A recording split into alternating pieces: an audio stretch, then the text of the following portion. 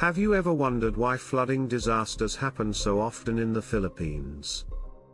It's not just nature at play. Corruption plays a big role too. The Philippines is prone to extreme weather. Heavy rainfall leads to severe floods. But sometimes, poor management worsens the situation. This is where corruption comes in. Corruption can divert funds meant for flood control.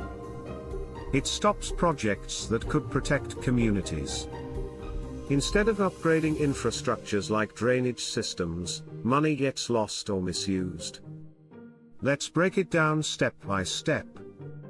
First, many government contracts for flood management are awarded. These contracts grossly inflate costs. Contractors may bribe officials to secure deals. Instead of focusing on quality, profit becomes the priority. Second, funds aren't allocated wisely. Once funds are misappropriated, communities suffer. Without proper drainage, water accumulates and leads to severe flooding. Third, monitoring the projects is crucial. Corruption creates an environment where oversight becomes lax. Projects that aren't completed or are poorly executed remain unchecked. Now, let's explore an example.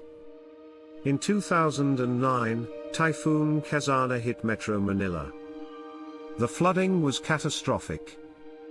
Investigations showed that many drainage systems were dysfunctional. Reports indicated that funds allocated for their maintenance were siphoned off. Lives were lost, and many families were displaced. This isn't an isolated case. These patterns repeat during every disaster. Corruption undermines resilience against floods and other disasters. In summary, corruption endangers lives during flooding disasters. It squanders resources meant for protective measures. Recognizing this connection is vital for change. We must demand accountability and transparency. Push for proper funding for flood management. Together, we can create safer communities in the Philippines. Take action today. Advocate for anti-corruption initiatives.